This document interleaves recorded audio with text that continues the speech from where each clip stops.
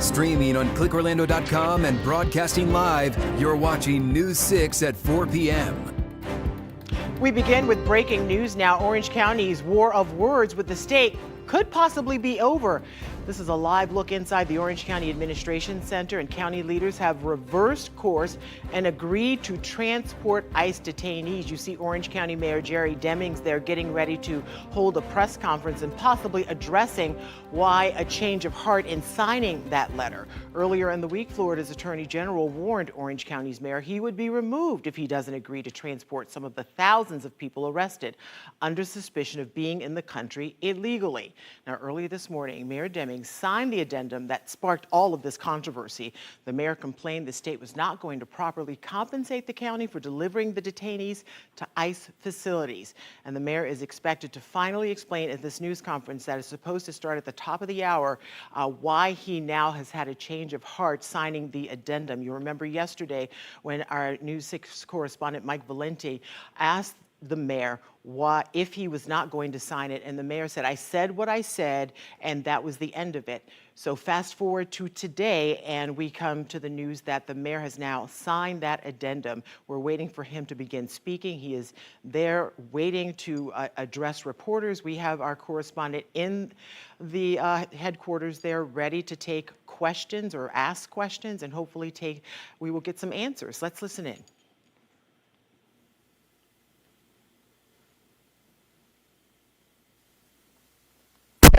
Orange County Mayor Jerry Demings. He'll be joined by the County Attorney, Jeff Newton, and the Public Safety Director, Danny Banks. Mayor? Again, good afternoon to all of you. Let me just start by saying that you're here this afternoon because I signed the ICE agreement. Yes, I signed the damn thing because we really had to. We were put in a tough spot. I can't let our entire board of county commissioners and myself be removed from office. I say that with all sincerity because of the role, the responsibilities that we have here within this community to take care of our community and look out for our residents. I did not want to be in a position where the governor will have the opportunity to insert his minions in the roles to lead this county. Because of that, with the advice of the county attorney's office, we decided today that we're still several days away from Tuesday. I thought that it was urgent that we needed to take action now to preclude the possibility that the elected body here within Orange County could be removed from office. I hope you understand that.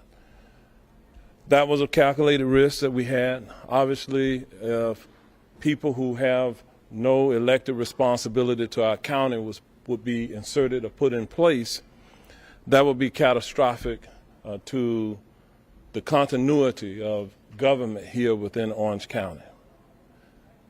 That is something that I certainly did not want to happen. I have a responsibility to the residents of Orange County. I have a responsibility to the employees of Orange County. I can't begin to tell you how that created anxiety for our elected body, how it created anxiety for our employees, how it created anxiety for our community for that to potentially happen. After the advice I received from the county attorney's office, I thought that we needed to be more strategic in the long term and not cut off our noses to spite our faces with what has been transpiring here within our community. We still have the opportunity for our Board of County Commissioners to weigh in. I did not want to usurp their authority or their opportunity to weigh in on these issues. And so it still must be ratified by our board on Tuesday. But I believe that after further looking at the law, there really is nothing that I believe is likely to happen in regards to our correctional officers being assigned to transport ICE detainees to anywhere, including Alligator, Alcatraz, here within the state of Florida. I say that because in order to enact the provision of the agreement, ICE has to request that transport opportunity. We have the responsibility to look at our operational readiness to make a determination at that time if we have the capacity to transport. I highly doubt that there will be such a time in the near future, and I say that because at the Orange County Corrections Department, the Orange County Jail, we have 880 individuals who are certified corrections officers. Today, we have 212 vacancies, a 24% vacancy rate. You understand that in terms of our capacity to take on additional responsibilities, particularly outside of the jail, I want to make certain that we have the opportunity to have a conversation with ICE if there should be some point in the future in which they make a request to utilize any of our personnel. We have to give them the feedback at that time to say, what is our operational readiness? It is our responsibility to make sure that the jail is safe every day, 24 hours a day, for those persons who are in our care and custody. I don't have to tell you that the men and women who work at that jail, it is my responsibility as the CEO for this county to make sure that they are safe. Quite frankly, it's our responsibility to make sure that the inmates are safe while they're in our care and custody, because it exposes us to potential risk if something happens while they're in our care and custody. And then I am responsible for making this community safe as well by working with our local law enforcement. I even saw a development within the last 24 to 48 hours where some of the Florida sheriffs have even called into question some of the ICE tactics, where they have accused ICE of poaching some of their deputy sheriffs here in the state of Florida when they have been doing nothing but cooperating with the administration. I've said to you all before that we have been cooperating with the administration to the extent that we can, especially in those areas where the law requires. We have done nothing but cooperate with them. So today, yes, this morning I signed the agreement. We'll move forward. I'm going to share with you, it was not even until this morning that I officially received the letter that you all received several days ago, in which the state attorney general posted it on X. We just got it this morning via the U.S. postal system. So you can understand why a lot of things happen. So as we move forward collaboratively, I hope we get to a better place. I want our citizens to understand that we will continue to fight for what is right, but we'll do so very strategically. I believe that we're in a better position today by signing the agreement that likely will never really translate into any type of operational response on our behalf. But we're watching.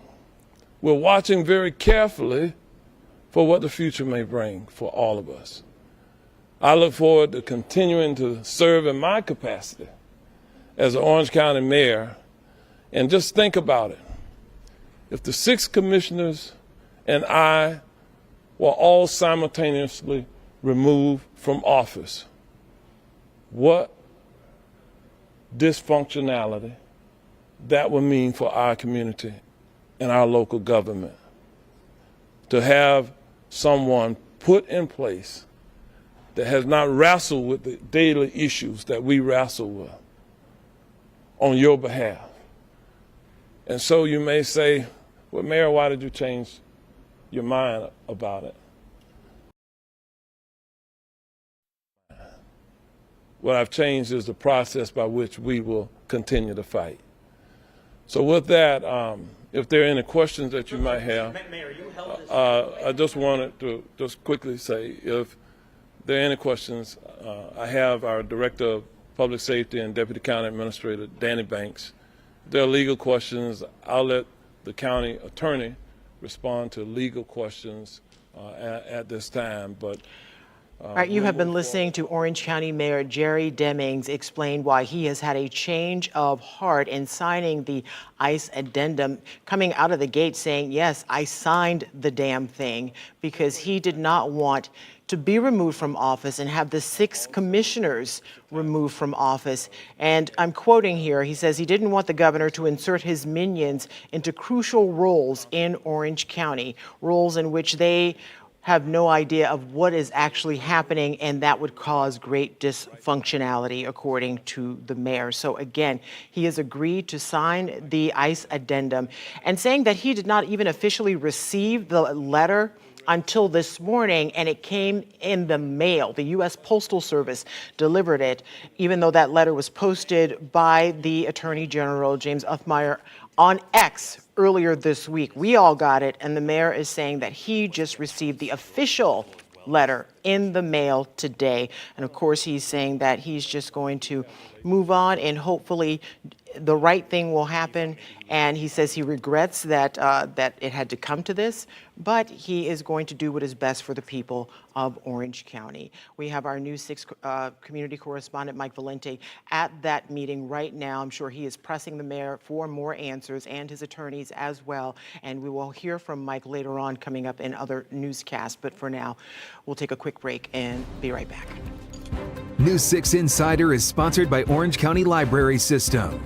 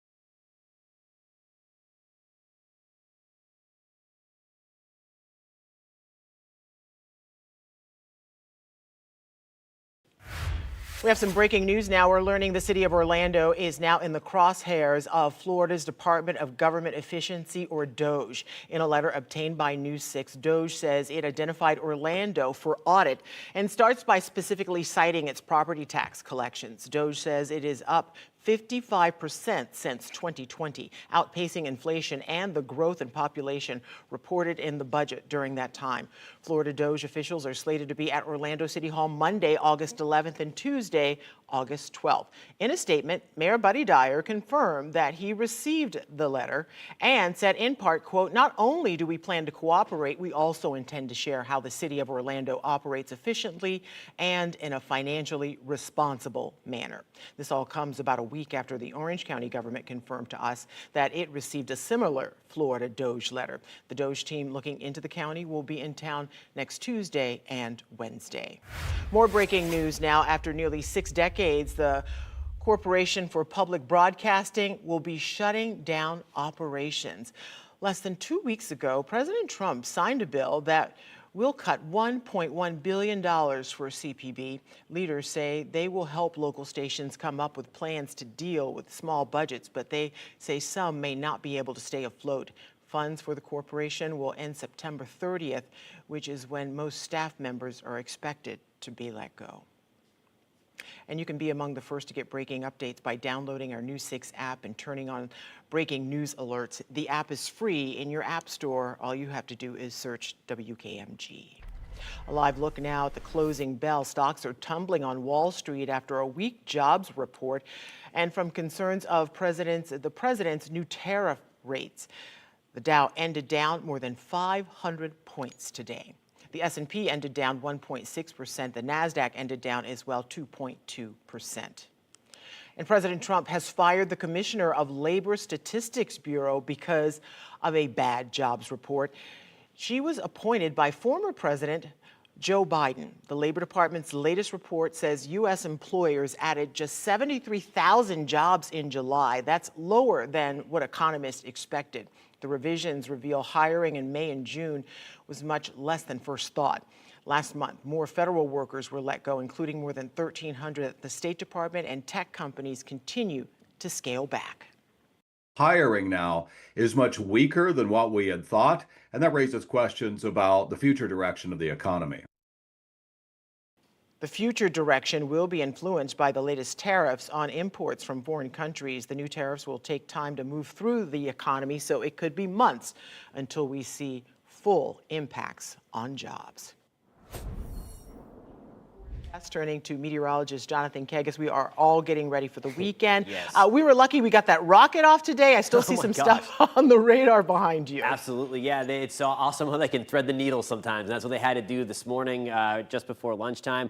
Watching a few thunderstorms hanging around I-4, also for us centered around Bunnell, Palm Coast. Note this green line right here. That is the East Coast sea breeze. That's likely going to help to fire up some more thunderstorms as it interacts with the thunderstorms that are already trying to get going around I-4 tonight. So we're likely going to see areas from I-4 and points to the east fill in. We have also a few more scattered downpours through the I-75 corridor back toward Lake County, southern Marion County. Should not be as prolific or widespread as we could likely see here through the rest of the evening. Going forward, there's the overnight hours. That's 1 to 2 o'clock in the morning. Everything that gets going tonight backing off quickly. 6, 7 o'clock as you start your Saturday, we'll see a few more showers and thunderstorms trying to get going into the early afternoon. I think the best opportunity, though, coming second half of the day and then into the evening. Best chance for widespread rain, again, mainly late into the day, and then look at that lingering towards 9, 10 o'clock right along the Atlantic beaches. So just keep that in mind. There will be a few thunderstorms out early into the afternoon, per typical, but we're going to be watching the most widespread stuff late into the day. Also watching this cold front here. Now, we don't get the relief from this front, but this will help to trigger some thunderstorms through North Florida, and I think by Sunday morning, we could have a few stray thunderstorms try to sneak into Marion and parts of Flagler County early in the morning and then through the early stages of your lunchtime on Sunday due to the fact that front is there. There's a live look outside in downtown Orlando with our Light Orlando Delivering Hope Sky Cam tonight. Air temperatures right now at 91. The breeze out of the south and east at about 5 to 10 miles an hour. We're at 91 right now in Leesburg, 94 in Kissimmee, 91 in Orlando with a couple of downpours nearby, 86 degrees in Sanford. So we're doing a little bit better at the temperature department. Here's a look at tomorrow. Your forecast is sponsored by Renewal by Andersen. Temperatures get back into the mid-90s, a more typical Florida summer day tomorrow. 50% shot for those thunderstorms. Again, a few early in the afternoon, just doing a little dodging. Most of us are dry. And then as I showed you, I think the biggest opportunity coming along into the east of I-4 and then right up and down the Atlantic beaches through I-95.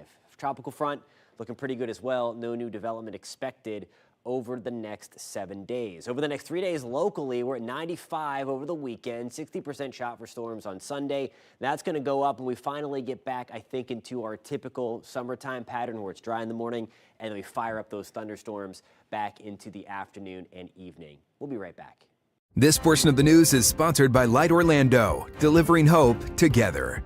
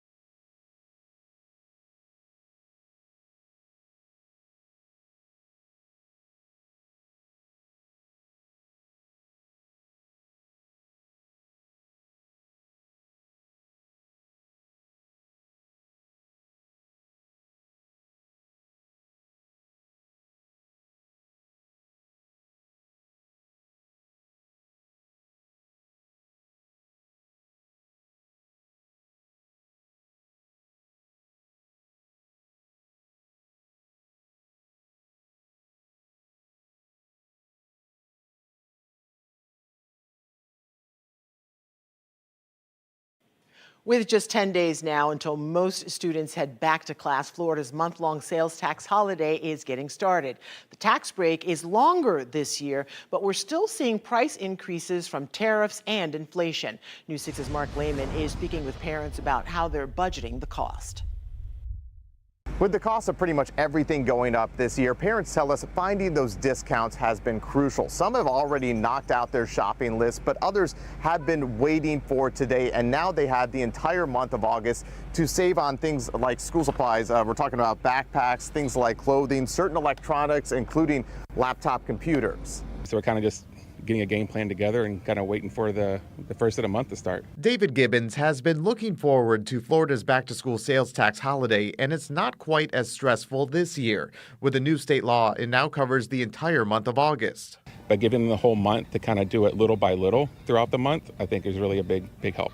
Starting today, you don't have to pay sales tax on certain school supplies, clothing, and computers, and the savings can add up. According to the National Retail Federation, families will spend an average of $140 per child on basic school supplies this year. When you factor in clothes and electronics, that brings the total to around $890. I didn't realize it would be that high, but maybe it is, and just because it's not one big purchase, that it doesn't seem like as much as it is. Some parents didn't want to wait and already got their shopping out of the way. So for me, it was just a no-brainer. Super easy, right? Super easy. They got delivered to the house. Johanna Escribano says she was able to make up the difference through online sales, but she may also take advantage of the month-long tax break. Extending it 3 more weeks, I could definitely see that maybe I'll peek into a store here and there, within the month if I had that option. Also starting today, hurricane supplies are now permanently tax-free, and with this new law, Florida's back-to-school sales tax holiday will happen in the month of August every year. We've posted a list of what's included under this story on clickorlando.com. Reporting in Lake County, Mark Lehman, News 6. And News 6 is helping teachers start the year strong. We have created a county-by-county gift list with the supplies they need most. Scan the QR code on your screen. You can also find the links at clickorlando.com/back-to-school.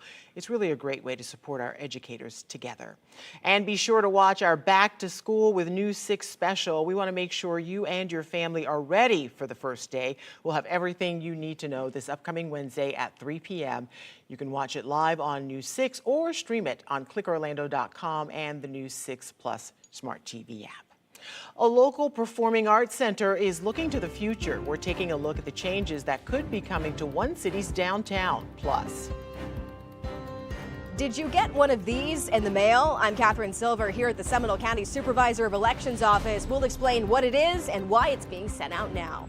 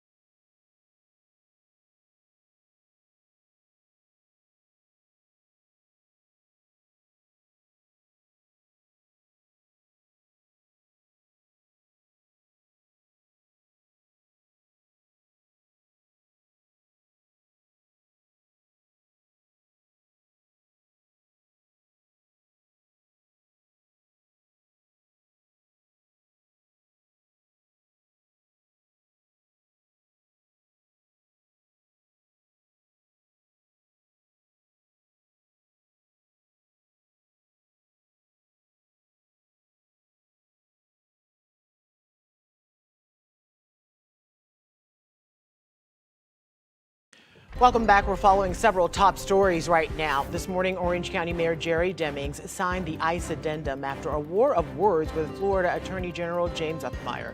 The addendum will allow county jail officials to transport immigration detainees to ICE facilities. In a press conference at the top of the hour, Mayor Demings said he did not want him and the 6 commissioners to be removed from office and, quote, did not want the governor to insert his minions into crucial roles in Orange County, end quote. We'll have more in an update coming up on News 6 at 5 o'clock. Investigators say they have arrested the mother accused of abandoning her newborn in a driveway in Orlando. This happened Monday morning. Orlando police say they have arrested 19-year-old Angelica Bautista. She's charged with child neglect. When we asked the Orange County Jail for a report, they said that she was brought in on a warrant. They also mentioned because of federal law, they cannot release information related to ICE inmates. Second time's the charm. After the launch of Crew 11 was scrubbed yesterday due to the weather, today it was a success. Just minutes before liftoff, though, there was only a 40% chance of go. Now Crew 11 is heading to the International Space Station. We have a little more insight now into the murders of an elderly couple in West Melbourne. Investigators say their 22-year-old grandson drove from Texas to Florida to kill them. The motive has been the big question in this tragedy. Last Friday, he broke down when a judge read his charges, including 2 counts of murder. News 6 Brevard County community correspondent James Sparvero tells us what he found in new court documents. Thank you, Deputy. Just like we saw him crying in court a week ago, this new affidavit from the Brevard Sheriff's Office says Jeremiah Campbell was sobbing uncontrollably and shouting a stream of incoherent words when he was arrested, too. It reads, after Mr. Campbell was detained, he made a spontaneous utterance saying that God told him to send his grandparents to him, and now Satan sees I am a valuable man of the kingdom. He wanted his grandfather dead. Last week, Terry French, whose granddaughter was shot too and survived, told me he lived across Washington Street from George and Mary White, who were in their 80s, for more than 30 years. The sheriff's office says George White ran to Terry's house after Campbell killed his grandmother first. Best neighbor you ever know. Do anything for you. I hope we get close to an answer. That's the real question I want to know. Also available for public record now, there's a list of things that sheriff's deputies took from Jeremiah Campbell's grandparents' house. Included in that list, and it doesn't specify to whom these things belong to, but there's guns, prescription medications, and I also noticed a wig and a handwritten note that they seized. I've asked the state attorney's office about what's written on that note. As soon as they share any more in the investigation, we'll update this story again on News 6 and clickorlando.com. In Brevard County, I'm your community correspondent, James Sparvero, News 6. Well, imagine just going to get some dinner and hearing gunfire. That's what happened at a McDonald's in Kissimmee. The shooting was at the location off Pleasant Hill Road near Poinciana in Osceola County. News 6's Laverne McGee tells us more. I'm Laverne McGee, your Osceola County community correspondent. There's plenty of McDonald's in the community, but look at this one behind me on Pleasant Hill Road in Kissimmee. There are bullet holes in the wall here. Apparently last night, shortly before 9:30, somebody drove by and shot at this place. Now, we're told that there were no injuries, and when I got here, deputies were actually trying to get video to review and see if they could find out what happened. We're told no injuries, nobody was hurt. The McDonald's is open. I also spoke with one of the employees who told me he was here last night when it happened. They're still open. He said it didn't seem to affect anything, but of course, it's upsetting. Now, deputies do need your help. If you know anything about what happened here last night, they want you to contact them. Reporting in Kissimmee, Laverne McGee, News 6. Investigators say they have arrested the man accused of setting a CVS on fire, hurting 3 people inside. We've been following this story since April. That's when fire ripped through the store on Pleasant Hill Road and John Young Parkway in Osceola County. Investigators now say surveillance cameras captured this man walking into the store and pouring liquid from a gas can and then starting the fire. He was later arrested on federal charges. The man claimed he was inside the pharmacy and got hurt in the fire, but he could not provide ID.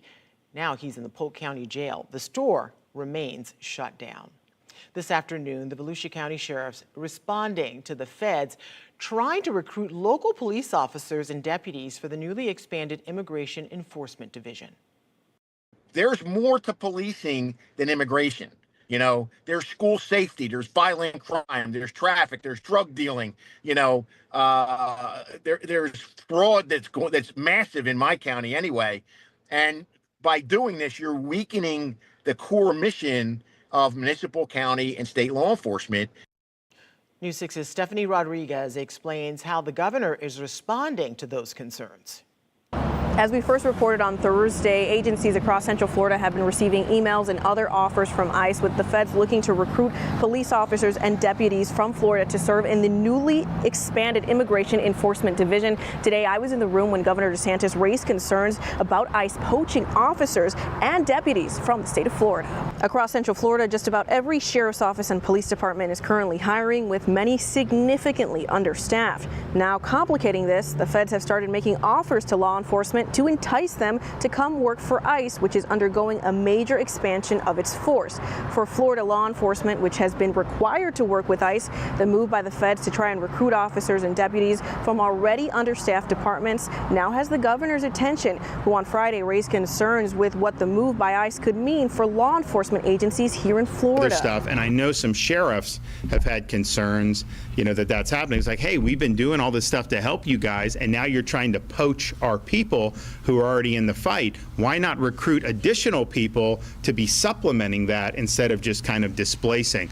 ICE, which recently had its budget increased substantially, is looking to hire some 10,000 new agents. They are specifically looking for people with either current or former law enforcement experience or military experience. Reporting in Orange County, Stephanie Rodriguez, News 6.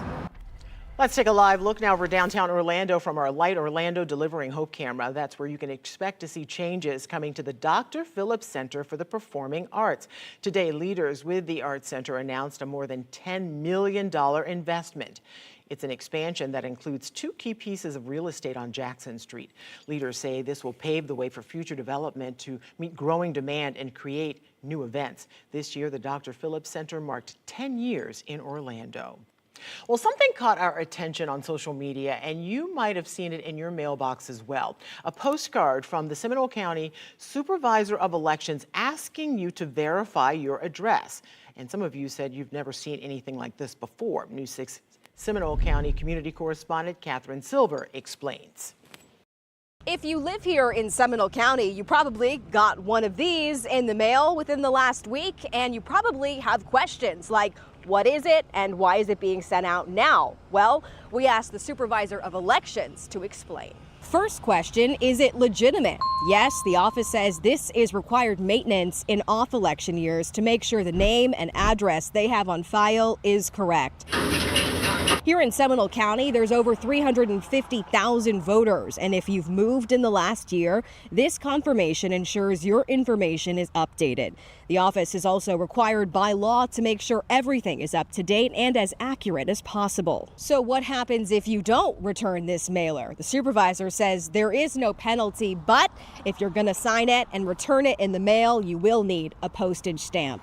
If that's not an option for you, you can always call, go online, or reach out directly. I got it in the mail and I set it aside and I'm like, okay, I'll check into it a little bit later. This is just part of their required maintenance that they do during off-election years. Oh, okay, I didn't know that, so I'll have to send it in. The supervisor is asking you return this within 30 days to verify your address. If you have any other questions, they're always here to answer them. In Seminole County, I'm Catherine Silver, News 6. Well, it's a scenario no officer wants to face, but must always be prepared to handle. The training going on today to make sure your kids are safe in the classroom, that's coming up. Plus, how you can get help with hurricane damage even if you've already made the repairs. Pinpointing a couple of downpours, few rumbles of thunder out there tonight. Likely going to see some of this fill in east of I-4. We're going to pinpoint the rest of your evening and into your weekend in a few minutes. And before we head to break, we have an all-new primetime schedule on News 6 Plus to tell you about. We have a new take on the day's news on News 6 tonight. That's at 9. And then go in-depth as we track the tropics and answer your questions with meteorologist Jonathan Kegas at 9:30. Then you can watch the late news an hour earlier. It's all tonight on News 6 Plus. Download our streaming app for free. Search WKMG in your smart TV's app store. It's also available on Roku, Apple TV, and Fire TV.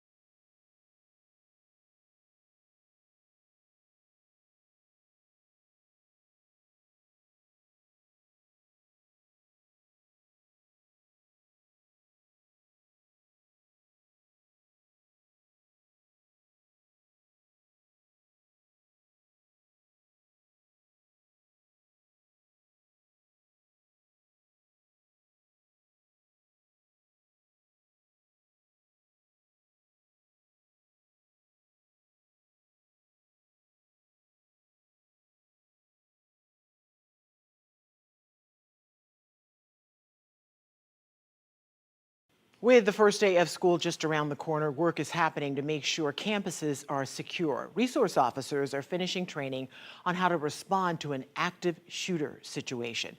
Your Lake County community correspondent Mark Lehman is in Umatilla and got a first-hand look.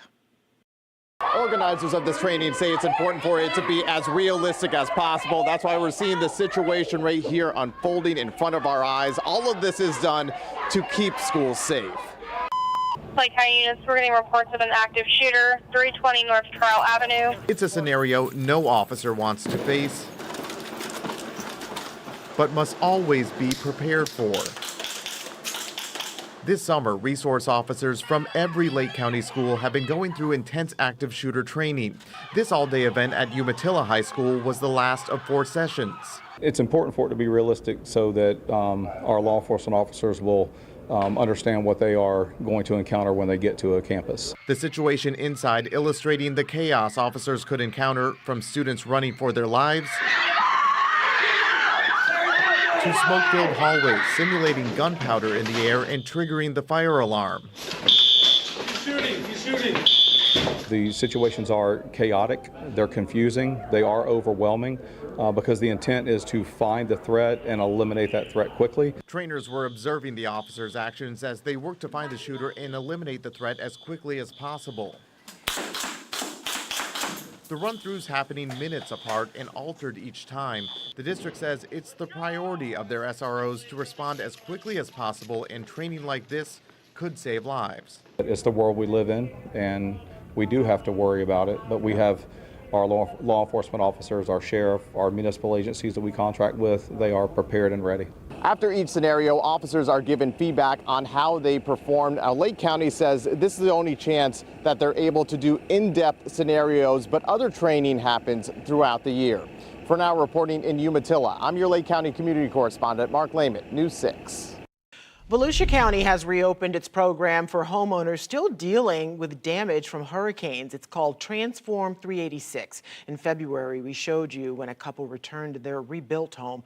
Flooding destroyed it during the 2022 hurricanes, and crews had to rebuild it from the ground up. The program has some tough qualifications, though. This includes income thresholds, a 5-year lien on the home, and proof the damage was caused by Hurricanes Ian and Milton. It can assist in rebuilding, renovating, or even refunding if work is already completed. Again, the application portal is open. You can find a link for the program in this story. It's all on clickorlando.com. Turning now to our forecast and meteorologist Jonathan Kegas. We are all getting ready for the weekend, and I don't think anybody's going to mind if it's going to be a rainy weekend. I don't think so. I don't think it's going to be a total loss, but I think our rain chances are going up for sure, and I don't think it's going to be as excruciatingly hot either as what we had the last couple of weekends. It's going to be more your typical Florida heat. At about 4:17, one of the last times we talked, I told you we were watching this green line meander in as the East Coast sea breeze radar able to pick up on some of the dust, maybe a dirt that it picks up, the sand that as it works its way in, and to help up fire more thunderstorms. And there we go, just east of Orlando. You see the two green lines coming together. So right around Lake Toho and then back closer to Point Siena, we're likely going to see more thunderstorms erupt. If you're watching from Point Siena or Kissimmee into St. Cloud, and you go outside and you're likely seeing those white cumulus clouds bubbling up as we speak, and those are going to turn into thunderstorms pretty soon and then try to work their way back to the east again. We also have a couple of beefy thunderstorms just south of Brevard County, closer to Mitco. So I'm watching these for you. There's a ton of lightning. I wouldn't be outside in Mitco, and then certainly would think twice in Palm Bay as these storms just kind of meander and slowly push their way through Deha Junction in southwest Brevard County tonight. So I'm watching that closely and keeping a close eye really along and in between I-4 and then I-95 tonight. That's going to be 7 o'clock. I think Future Red doing a nice job showing that flare up there through about I-4 to I-95 and then bringing everything back down again overnight. Once we get into tomorrow, I think a lot of the day is on the drier side, especially the further west of Orlando you are. There's certainly going to be the opportunity for a few scattered thunderstorms, but it's really once we get into the latter stages of the afternoon into the evening, there's that along into the east of I-4 round again as we move deeper into your evening. Here's a live look in Daytona Beach. If you're heading to the beach this weekend, I think those storms come at us a little bit later. So I think you have a good beach morning through the early afternoon, but if you're planning on maybe having dinner late into the evening on the Atlantic side, just be mindful of some of those lightning storms coming back into the evening. Temperatures right now back into the middle 80s. We're at 88 in Titusville, 91 in Claremont, 91 also in Wildwood. Now here's a look at your forecast. Your forecast is sponsored by Ramjack. 50% shot for storms tomorrow. The most widespread, I think, happen along into the east of I-4 and then right up and down the Atlantic beaches late into the day. We're at 95 degrees. Also at 95 on Sunday, we'll see a 60% shot for storms. Slight chance for a few of those guys to sneak in early on your Sunday because we're going to have a stalled cold front to our north. Tropical areas looking good right now. A couple waves out there. They pose no threat to any development in the short term whatsoever. We've now made our way into the August, obviously getting deeper and closer to the peak of hurricane season. We still have what's left in this orange box below. So we're just starting to climb the mountain, of course. Always a good reminder to, even though we have had a quiet start, that there's still the meat and potatoes of the season to go. And again, we're still pretty much right on par with where we should be. First hurricane typically doesn't form until August 11th. We, of course, not had that yet. But again, we are still right on schedule in terms of that climatology going forward. 60% shot for storms again on Sunday. That's going to go up a little bit more next week. Temperatures staying in the mid-90s. danger. Jonathan, thank you. Summer is winding down for the kids, but we have some ideas for your weekend. Meteorologist Samara Kokinos has the 6 things to do. That's coming up next. Meanwhile, this is a live look at Mount Dora. You're watching News 6. We'll be right back. Coming up on Monday, another local city looking to crack down on e-bikes. Yeah, where they could soon be banned from public parks and sidewalks, and why people who break those rules could face hundreds in fines. Plus, will there be any relief from the heat? Candace will have updates on your forecast every 10 minutes. We'll see you for News 6 Mornings, Monday at 6 a.m.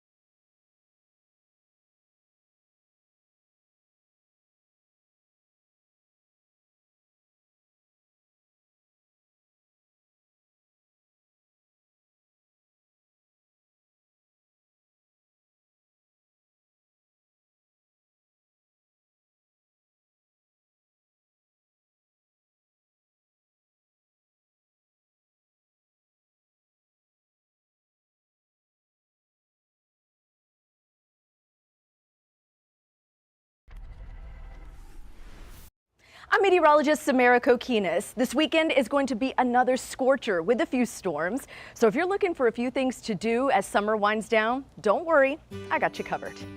First up, the renowned Creole School of Art is teaming up with Casa Feliz to bring you In Good Company, a vibrant new art exhibit displayed right here at the Casa Feliz Historic Home Museum. Although this event kicks off Saturday, for the artists, the general public can come starting Tuesday through the end of the month. So it's a combination of taking a historical tour, but also enjoying the beautiful art of the Creole faculty masters here in Winter Park. The event is free for everyone. You can also beat the heat at the Orlando Family Stage for Puppet Play Day, perfect for both children and their grown-ups. Hop into the world of imagination with Peter Rabbit for an hour on Saturday starting at 1 p.m. Next up, calling all Monster Jam fans and future fans, watch as 12,000-pound trucks stand on 2 wheels and fly through the air. The world's most popular trucks like Gravedigger, El Toro Loco, Sparkle Smash will be at the Kita Center this Saturday and Sunday. Little Rascals Dog Rescue is back with their second annual Ties and Tails Gala downtown at the Abbey. This is a ticketed event for Saturday evening, so be sure to check out the website to purchase yours before they sell out. Also Saturday, start your day with an ocean-inspired yoga class in New Smyrna Beach. It starts at 9 a.m. Don't forget your blanket. On Sunday, check out the Palm Coast Farmers Market at the European Village. The market kicks off at 11 a.m. with local produce, handmade goods, fresh food, and more. Do you have a big event that you would like to share with us? You can do that. Just use the News 6 app, or you can go to clickorlando.com. Just click Contact Us. News 6 at 5 is next. Matt Austin is in the newsroom with what's ahead. Ginger, we're continuing to follow some breaking news out of Orange County after the mayor signed an extension to an agreement with ICE. The new reaction just coming into our newsroom. Lake Helen city leaders are currently weighing the decision of possibly getting rid of their police department and instead contracting with the Volusia Sheriff's Office. I'm Molly Reed. Coming up, I'll tell you what pros and cons they have to weigh here. And we'll take you back to the Space Coast for the moments 4 astronauts launched into orbit. Also, your forecast is only minutes away. People out enjoying the beach right now. What's the beach weather going to be like as we head into the weekend? Our meteorologists are going to take a very close look at that. Don't forget, you can stream all of our newscasts and live cameras like this one at Daytona Beach for free anytime on News 6 Plus. We'll be right back.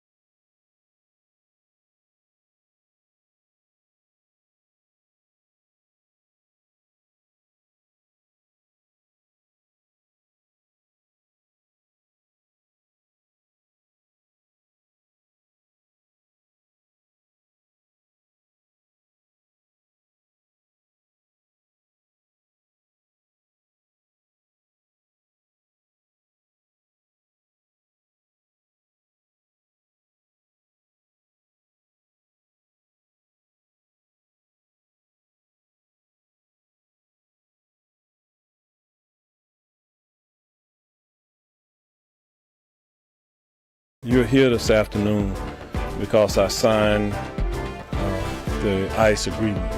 Yes, I signed the damn thing. Now at 5, brand new developments in a back and forth between Orange County government and the state.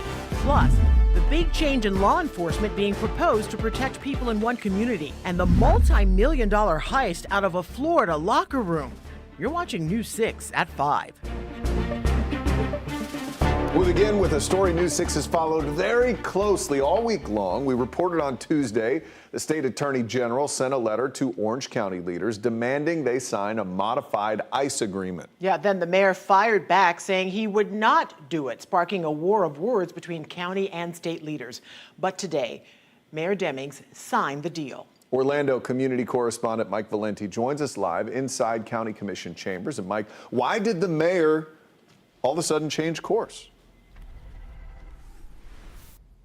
So, Matt, Ginger, that's a really good question. It basically comes down to the fact that Mayor Demings wanted to keep his job and the jobs of the county commissioners because he said if he did not sign this, they most likely would be replaced by DeSantis appointees. Now, Demings set the tone for this press conference at the outset by saying, quote, "I signed the damn thing." And if you remember, the thing is the addendum to an existing 287G agreement with ICE. The addendum would authorize Orange County Corrections personnel to transport undocumented immigrants being held in the county jail to ICE-approved facilities, such as Alligator Alcatraz. Now, this week, Demings stood by his refusal to sign it, arguing that doing so would drain already taxed resources from the county. And he even went after the Attorney General himself, accusing him of mean-spirited politics after James Uthmeyer sent Demings and county commissioners a letter threatening to remove them from office. And a briefing that Demings received from the county attorney seemed to confirm that this was a distinct possibility. So Demings signed the addendum this morning. That's around the same time that Governor Ron DeSantis and Attorney General James Uthmeyer held a press conference in Orlando. And the mayor suggested that the purpose of that event might have been related to this dispute. It played a factor into my decision. Also, it's a timing thing because I had our county attorney researching the law and the consequences, perhaps, of our failure to not sign it. Did you have any understanding or intel to suggest that the purpose of this press conference that the governor held this morning was to announce your removal as well as the commissioner's removal? I don't have any direct knowledge of that, but I do have relationships with many people. And I'll leave it at that. And you thought maybe he was going to do that this morning? Now, of course, DeSantis and Uthmeyer never said that this was the purpose of the press conference held in Orlando this morning. Of course, this was just about 20 minutes after we got word that Mayor Demings had signed the addendum. But DeSantis was asked about this latest development. He said he was glad that this worked out. Now, as for the addendum itself, it's important to note that just because Demings signed it, it doesn't mean that the process is complete. It still needs to be ratified by the full Board of County Commissioners at their next meeting, August 5th. That's next Tuesday. And I already talked to one of those commissioners, Kelly Martinez-Semrad. She told me that she's going to vote her conscience. I asked her to clarify if that means that she's going to vote against signing the addendum. She said yes. We're live inside the Commission chambers. Mike Valenti, News 6. Mike, thank you. We received a statement in the last half hour from the Hope Community Center in response to Mayor Demings' decision. It says in part, quote, Hope Community Center and the Immigrants Are Welcome Here coalition are deeply appalled and urgently distressed by Orange County Mayor Jerry Demings' decision to sign an updated agreement with ICE, authorizing the transport of detainees from Orange County jails to ICE detention centers. By doing so, Mayor Demings becomes complicit with the human rights atrocities being committed at these centers, including the already infamous Alligator Alcatraz. I can't stress this enough, as this is not about politics, but about human lives. Just days after Orange County received an audit letter from Florida's DOJ office, News 6 has learned the City Beautiful received a similar notice. The letter says Orlando has kept its millage rates consistent in recent years, but rising property values have pushed property tax collections by more than $120 million since 2020, which is a 55% increase. The DOJ notice is asking for everything having to do with contracting, employee pay, including overtime, property management, diversity, equity, and inclusion training, and more. In a statement to News 6, Mayor Buddy Dyer said, quote, "Not only do we plan to cooperate, we also intend to share how the city of Orlando operates efficiently and in a financially responsible manner." People living in Pearson may be waiting longer to get emergency services. Your Volusia County community correspondent Molly Reed told you yesterday the town decided to end its contract with the Volusia Sheriff's Office after 34 years of providing round-the-clock service.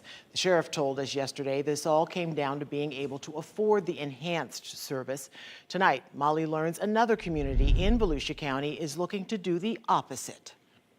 An official decision has not been made just yet, but Lake Helen city leaders have essentially just 1 month to make a decision, either keep their current police department or contract with the Volusia Sheriff's Office. There's no doubt that the sheriff's office in any county, has much broader resources than a small city. Contracting with the Volusia Sheriff's Office would save the small city of Lake Helen some money. I'm not going to fool you. There's about $370,000, $75,000 maybe in the first year if you compare apples to apples with the new budget for the Lake Helen Police Department and the sheriff's budget. City Administrator Jim Gleason says the City Commission just held a workshop to start these discussions. The Commission's got the legal authority to make a vote. Maybe get a feel from the community. This is such a big issue in the sense of what it might do emotionally. Maybe put it out in November for referendum. That's where the 1 month countdown technically starts. If they want to have this on the ballot in November for residents to decide, they have to have that submitted by September. And right now, the City Commission only has one meeting until then scheduled for August 21st, where they will likely have to make that decision. Because it is a big decision to make for the commission without having a good city support. If they choose to make the change, Lake Helen would join Deltona, DeBary, Pearson, and Oak Hill in cities currently relying on the sheriff's office for law enforcement instead of having their own police department. The mayor says there are pros and cons to weigh, including leaving the department's current staff to find new jobs. Our guys know every nook and cranny of the city, and everybody that would be somebody that we have to investigate. I reached out to Sheriff Chitwood today to see if he'd want to comment on this. He said he'd rather wait until the city makes its decision on how to move forward. I'm your Volusia County community correspondent Molly Reed, News 6. After nearly 6 decades, the Corporation for Public Broadcasting announced it will be shutting down operations. Officials say they'll help local stations come up with plans to deal with small budgets, but they say some may not be able to stay afloat. President Trump signed a bill less than 2 weeks ago that would cut $1.1 billion to the corporation. Funds for the corporation will end September 30th, which is when most staff members are expected to be let go. Well, back to school this year means significant changes for the Osceola County School District. Officials are consolidating exceptional student education services for children with special needs, which may lead to some students ending up in general classrooms. But as your Osceola community correspondent Laverne McGee tells us, the district says it will be good for all students. They might have an additional cognitive disability. When the school bell rings this new school year, kids in exceptional students education will see changes. Osceola County School District's deputy superintendent says they're trying to address the learning challenges of all students. That's why they're now putting many of their ESE students in general classrooms. They used to be in separate classes. Dr. Renee Clayton says this will be a good learning experience for all students. They will have exposure and opportunities to work together and understand each other better and be more accepting of one another. Discussions for having all different types of students in the same classes was started a few years ago and is now being implemented. It is not for financial reasons at all.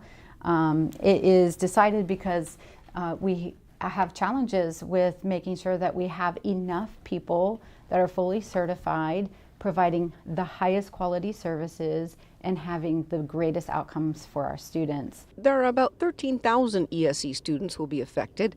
However, there will be a few schools set up for those with the most severe challenges. Your Osceola County community correspondent Laverne McGee, News 6. And Laverne also got an update on a story she covered earlier this summer after the Trump administration froze nearly $7 billion in federal funds. It's being released back to schools. Laverne was told by school officials they needed the money to pay for key programs and were concerned how those would be impacted without the money. Leaders now say they are relieved to get the funding. Oh, it's incredibly important. It would have been very difficult to move forward. We would have had to make some very big adjustments if we didn't get that money. All right, kids go back to school in Osceola County on August 11th. We're keeping an eye on the diamond tonight as the Lake Mary Little League All-Stars continue their quest for a repeat World Series title. The 12-year-olds from Seminole County are playing the team from West Virginia today. First pitch is coming really any minute now. If they win tonight, they'll have to win 2 more games to head back to Williamsport.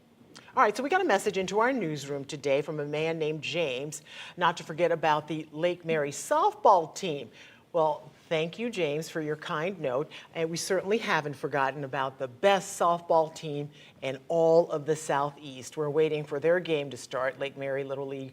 Well, All-Star softball team is opening up the Little League Softball World Series on Sunday at 10 in the morning when they play the team from the Northwest. These girls look to be the first Florida team to bring a softball World Series title back to the Sunshine State in nearly 30 years. That's when Clearwater won in 1996. You got it, girls. How could we forget them? They're awesome. Yeah, exactly. And we have been talking about them, actually. Well, it took an extra day, but a group of astronauts are on their way to the International Space Station. Next at 5, we're covering the moments up until right after liftoff. Jonathan. We are pinpointing a couple of thunderstorms. Nothing too crazy right now. A few little boomers just hanging around Kissimmee, lifting toward Hunters Creek, and then eventually back off towards the northeast. We're tracking where these guys are headed in a few minutes. And later, the multi-million-dollar heist investigators are looking into. You're watching News 6 at 5. It's Friday. We'll be right back. Today's Port Canaveral Cam is sponsored by Launch Credit Union.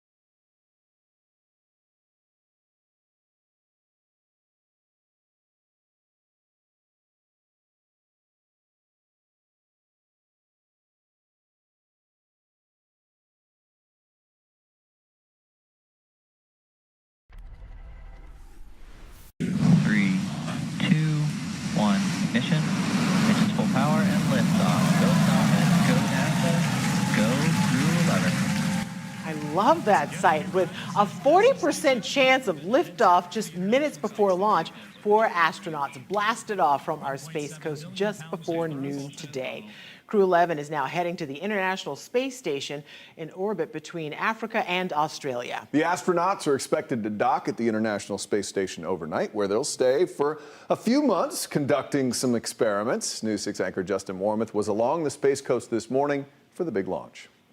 It came down to the wire here at the Kennedy Space Center for today's launch. Once again, the weather playing a role. It was the only issue that would have forced a scrub. Again, the rocket, the crew, everything on board was doing okay. And down to the wire, they were able to launch Crew 11 to the International Space Station. 3, 2, 1, ignition.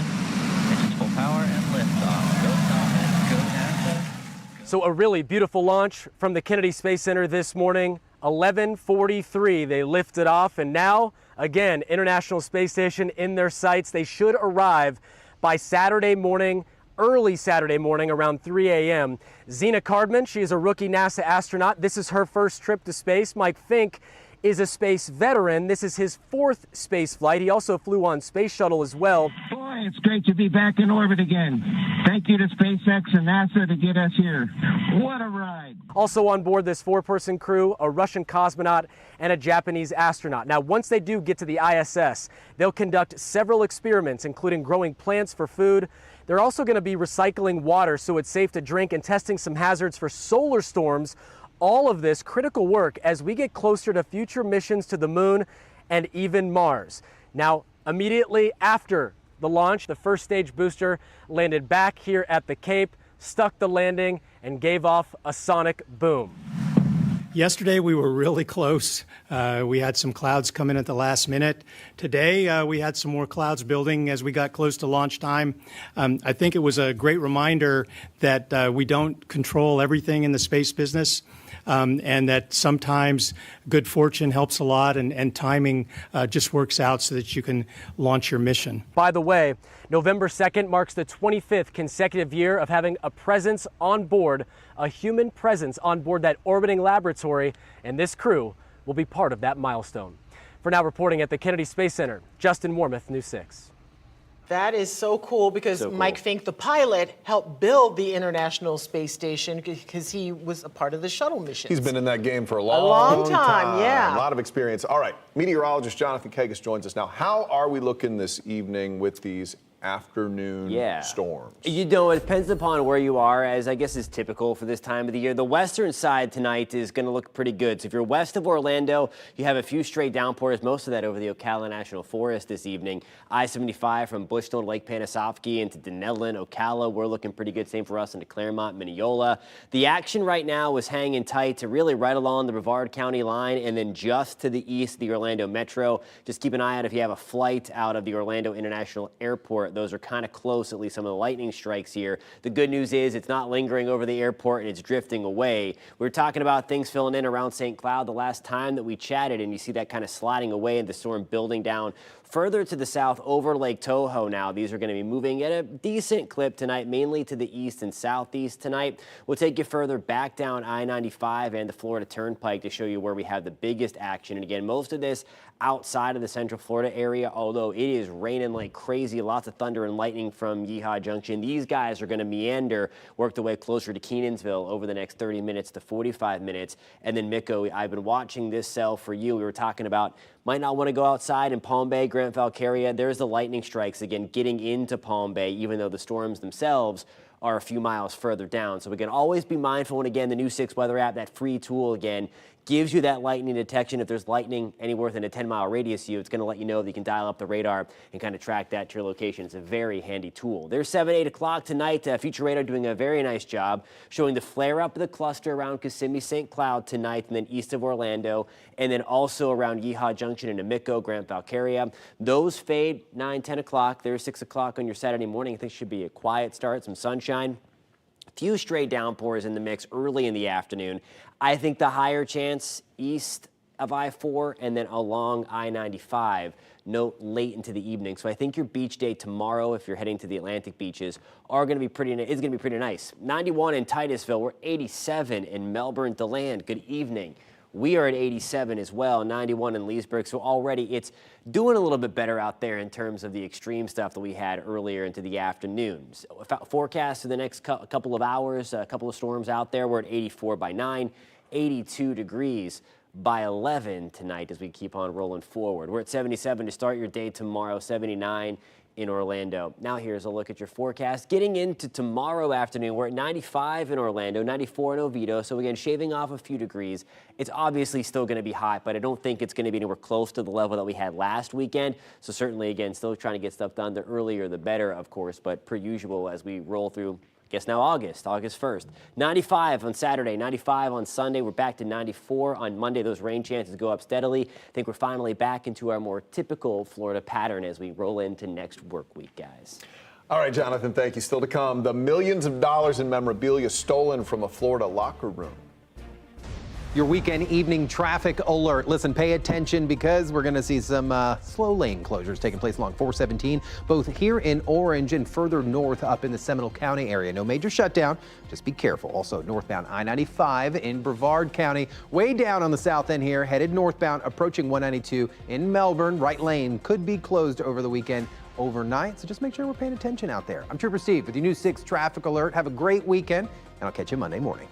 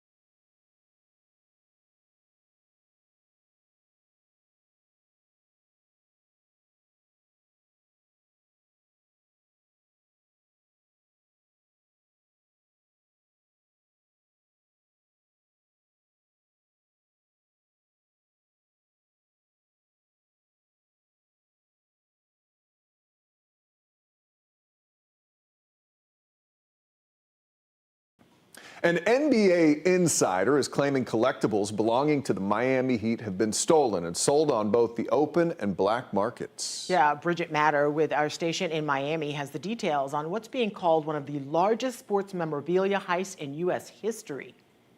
In a stunning revelation, Amin El Hassan, an NBA insider, says the Miami Heat were victims of a massive memorabilia heist. He talked about it on the Dan Le Batard show. And sold for many millions of dollars. Perhaps one of the largest heists of this kind. So it's definitely Wade and LeBron memorabilia, not Jimmy Butler memorabilia. It's not a Duncan Robinson three-point shootout game-worn jersey. A jersey like that is worth a lot of money, according to Travis Nichols, the director of operations at the Collectors Club in Wynwood. I've seen jerseys like that go for tens of thousands of dollars easy, upwards to hundreds of thousands of dollars. Nichols has 20 years of experience in the collector's game. He says it's easy to sell stolen items because they're usually not tracked or numbered. I can post this on eBay, and I can sell it piece by piece, and if this theft was unnoticed, the sale might go unnoticed. El Hassan claims millions of dollars of authenticated NBA Finals collectibles were stolen and sold, according to his sources, for at least 18 months on the market and the black market. As it was described to me, this is one of the largest, if not the largest, memorabilia heists in the history of this country, in any sport. What do the Miami Heat have to say? We reached out. They simply replied with, "We cannot comment on an ongoing investigation." And allegations were also made against a Miami police officer saying one may have been involved in the heist. Kind of crazy. It's a lot of money we're talking about. There's been no word yet from the police or the team on that allegation. Do you have memorabilia like that? Yeah, I've got some old baseball cards and signed jersey and stuff. It's not like that. Okay. Well, after the break, Trooper Steve gets sent all sorts of crazy scenes from Florida roads, right? He's looking at some of the most egregious examples across Central Florida. And if you live in Seminole County, you may have gotten one of these in the mail recently. We'll tell you what it is and what you should do with it. Here's your payment. Good luck. Oh my, you're going to love this story. The pain in the neck payment one man made to his local government.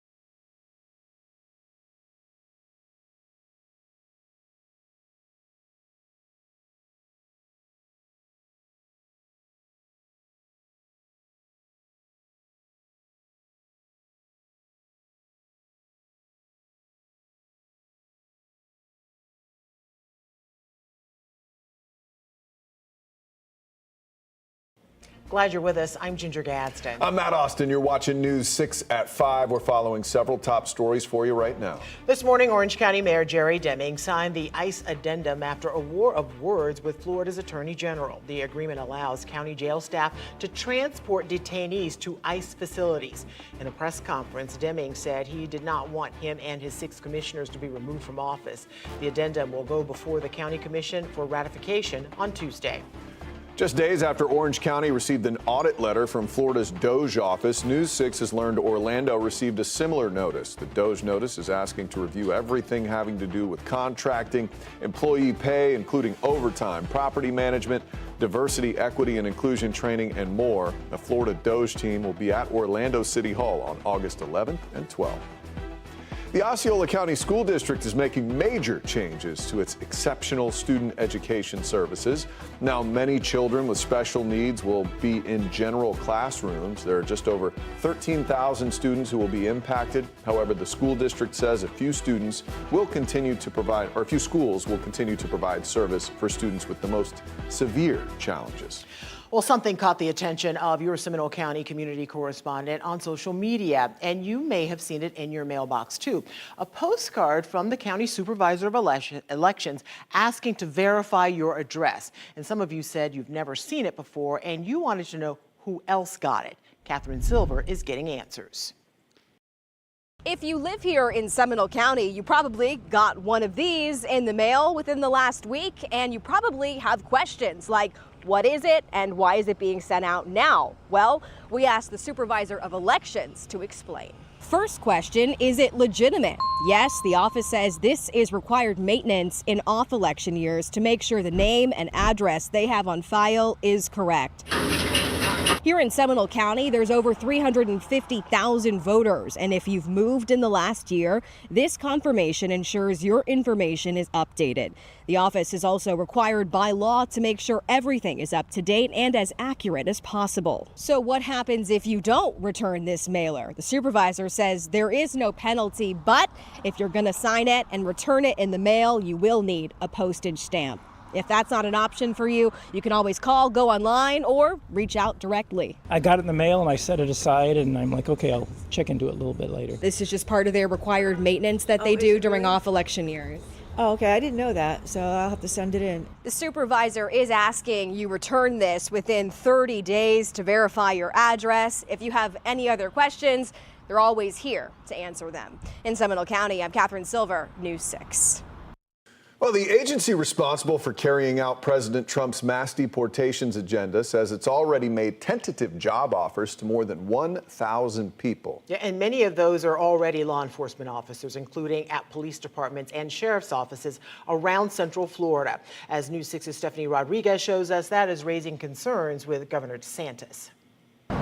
As we first reported on Thursday, agencies across Central Florida have been receiving emails and other offers from ICE, with the feds looking to recruit police officers and deputies from Florida to serve in the newly expanded Immigration Enforcement Division. Today, I was in the room when Governor DeSantis raised concerns about ICE poaching officers and deputies from the state of Florida.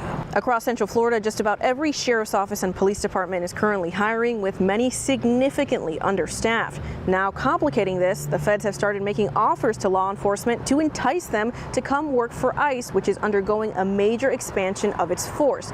For Florida law enforcement, which has been required to work with ICE, the move by the feds to try and recruit officers and deputies from already understaffed departments now has the governor's attention, who on Friday raised concerns with what the move by ICE could mean for law enforcement agencies here in Florida. Stuff, and I know some sheriffs have had concerns, that's happening. It's like, hey, we've been doing all this stuff to help you guys, and now you're trying to poach our people who are already in the fight. Why not recruit additional people to be supplementing that instead of just kind of displacing? ICE, which recently had its budget increased substantially, is looking to hire some 10,000 new agents. They are specifically looking for people with either current or former law enforcement experience or military experience. Reporting in Orange County, Stephanie Rodriguez, News 6.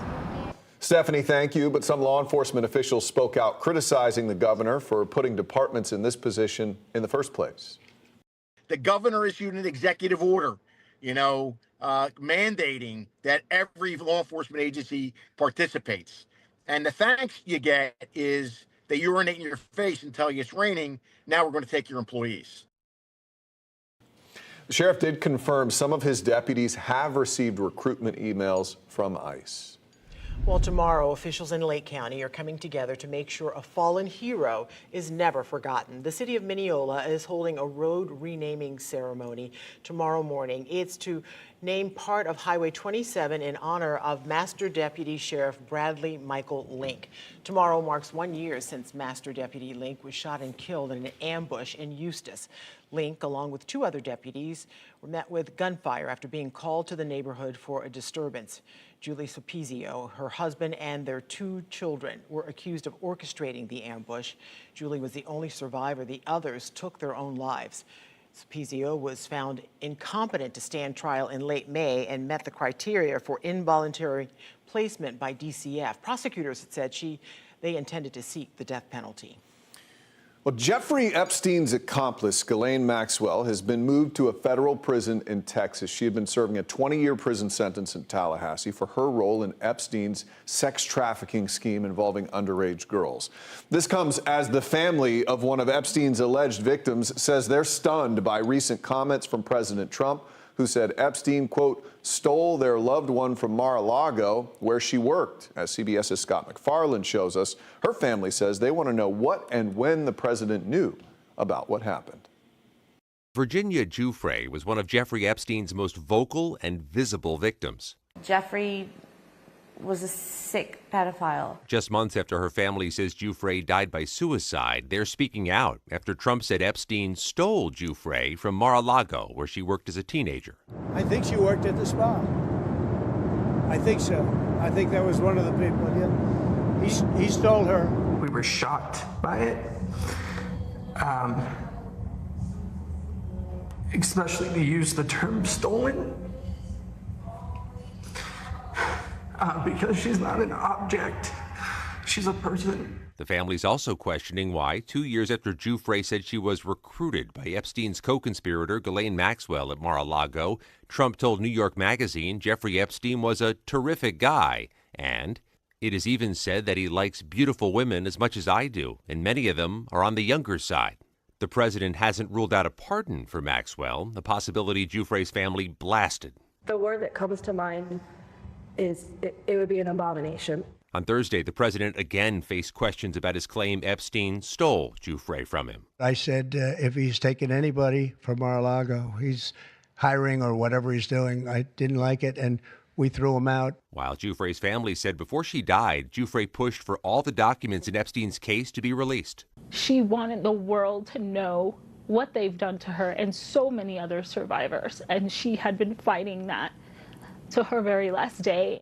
Our request for comment about a possible pardon negotiation from Maxwell's defense lawyer were not returned, but the president has not declaratively ruled in or ruled out the possibility he'd pardon Maxwell. Scott McFarland, CBS News, Washington. Well, starting today, millions of student loan borrowers will start accruing interest again on their loans. The Department of Education is resuming charging interest on student loan borrowers enrolled in the SAVE plan.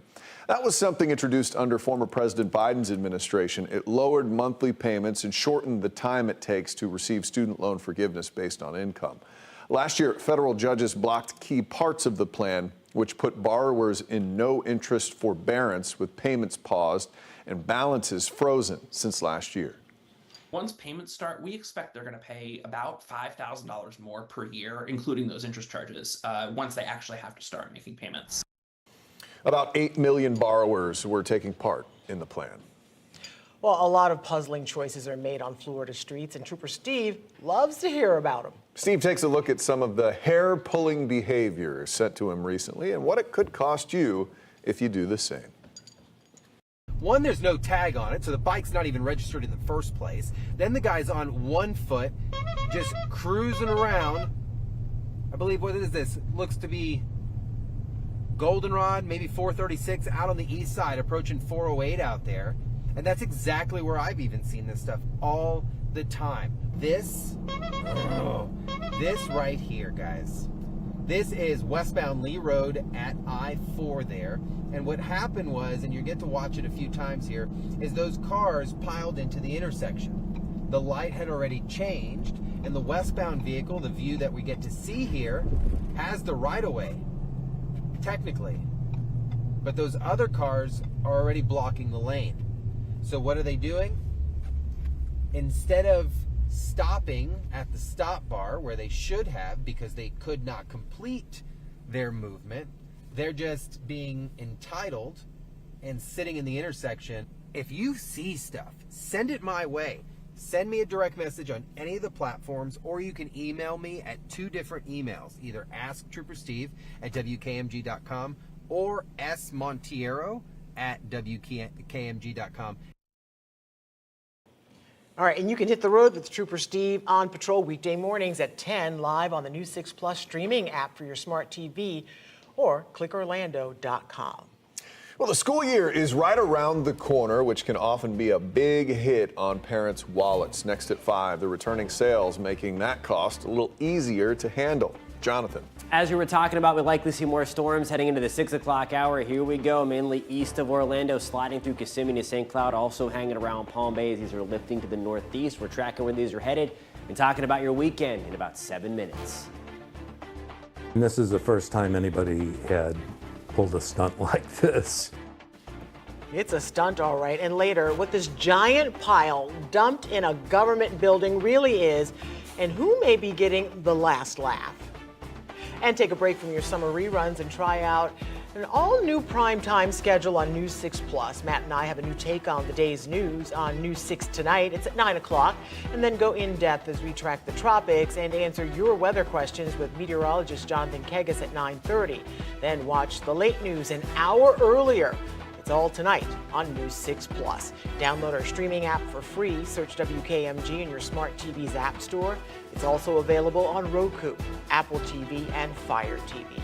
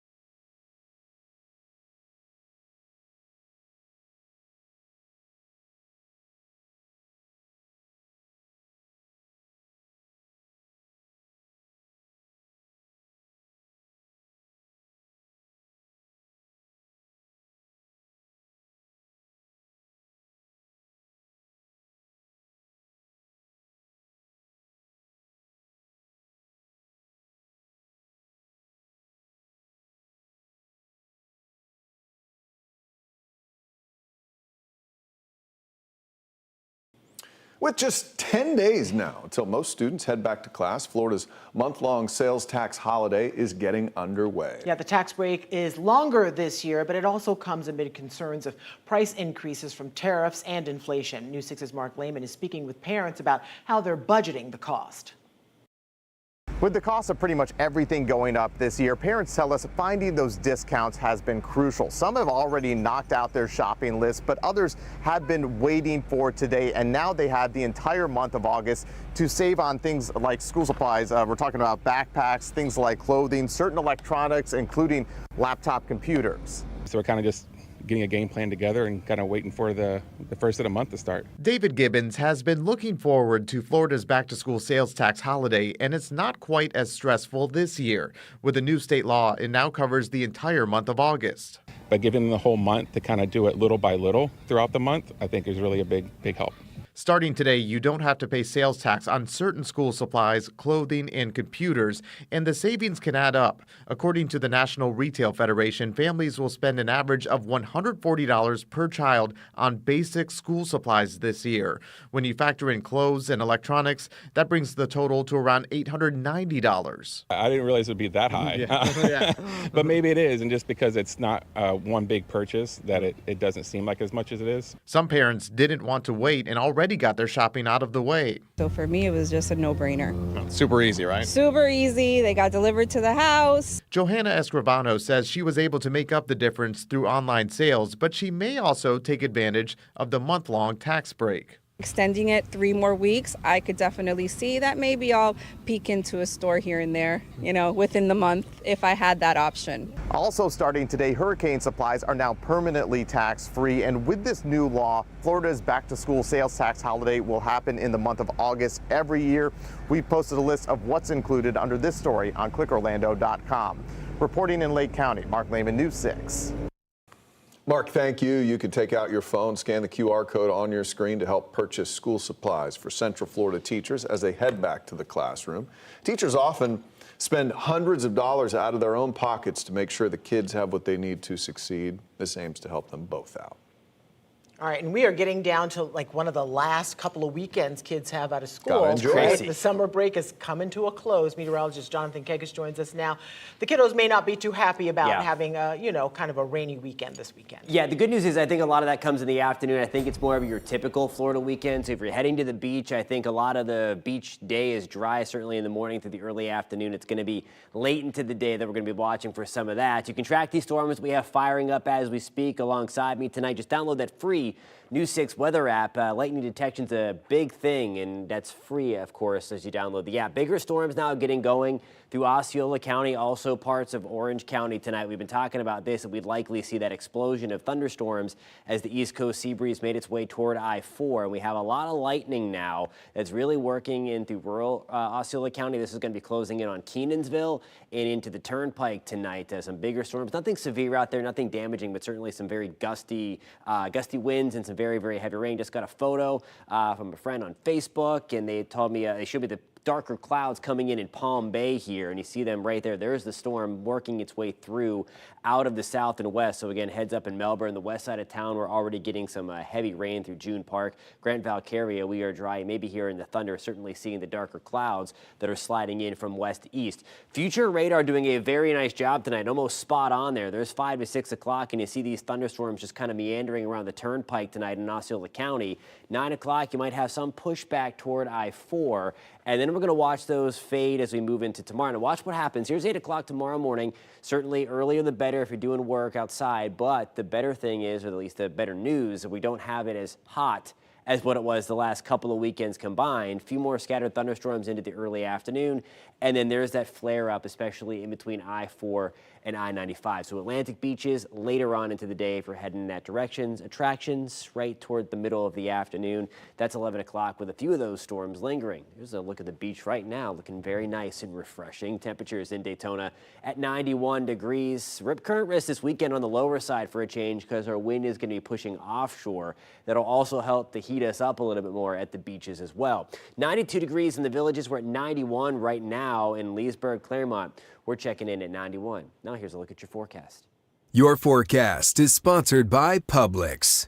Temperatures this weekend in the mid-90s, rain chances tomorrow at 50%, going up a smidge to 60% on Sunday. We may have a few of these try to sneak in, especially north of Orlando earlier in the day because of a stalled cold front. Now into the tropics, we're looking pretty good. A couple of waves out there. These do not look very healthy at all. Again, the overall Atlantic is still not conducive for development. It's very stable, as we call it. And when it's stable, it's hard for thunderstorms to grow and thrive. And that's the first thing you need to get tropical systems going. And until that breaks, don't really see a flurry of activity. Always watching close to home, especially with how warm the water temperatures are. Still a little more than 90% of the season to go. So again, we've hardly scratched the surface. Of course, we're at August 1st now, peak of hurricane season through the middle of September. It's really that second half of August through October where we get most of the action going right now. And over the next 7 days, we're looking pretty good weather-wise. We're back to the mid-90s with a 60% shot for storms over the weekend, 70% chance on Monday. Jonathan, thank you. Well, after the break, one man is taking petty to a whole new level after getting into it with his local government. Find out what he did. Coming up on Monday, another local city looking to crack down on e-bikes. Yeah, where they could soon be banned from public parks and sidewalks, and why people who break those rules could face hundreds in fines. Plus, will there be any relief from the heat? Candace will have updates on your forecast every 10 minutes. We'll see you for News 6 Mornings, Monday at 6 a.m.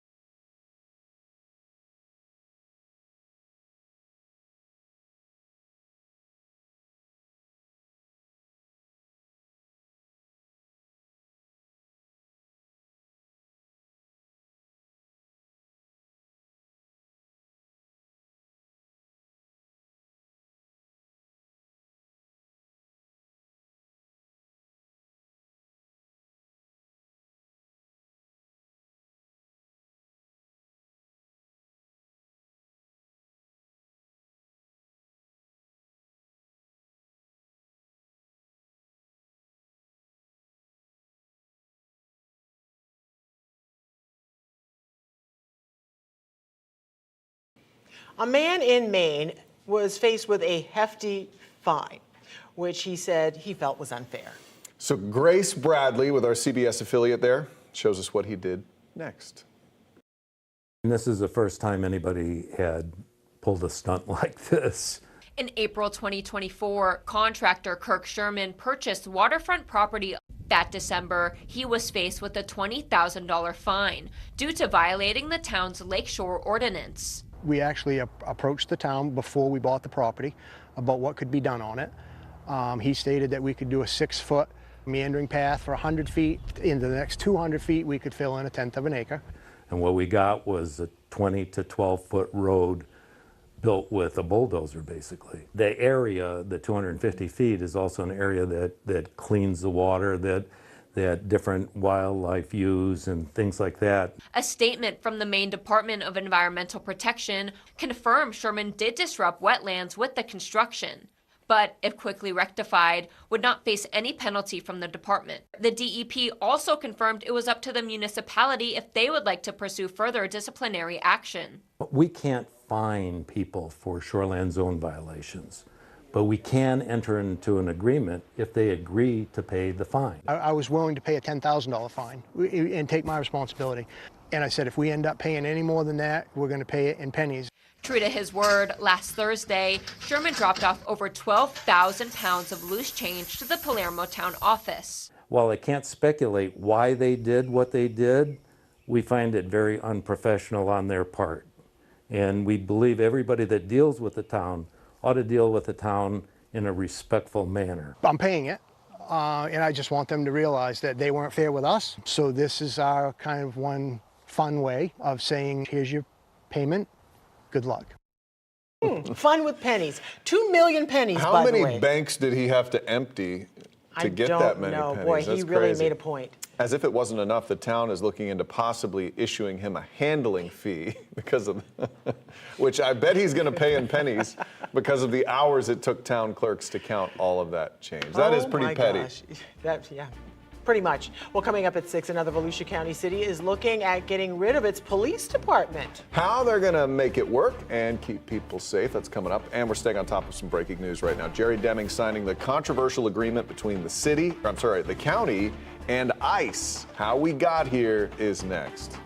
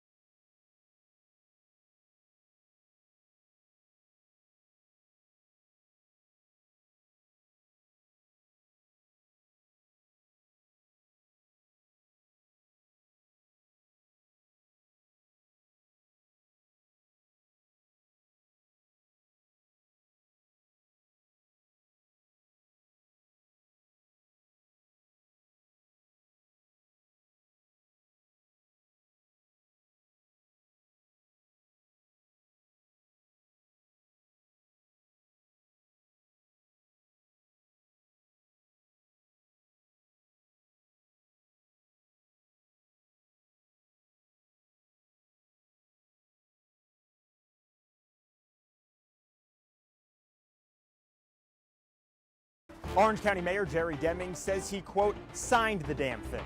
I'm Mike Valenti, your Orlando community correspondent, and I'll tell you what he signed and why he's so fired up about it. And the city of Orlando, the latest to be targeted by the state. It just got a letter from Florida Doge. What comes next? Plus, why would a man drive thousands of miles to kill his own grandparents? The new details out of Brevard County. And a Volusia County city dropping its police force. The plan to keep the community safe. This is News 6 at 6. You're here this afternoon because I signed the ICE agreement. Yes, I signed the damn thing.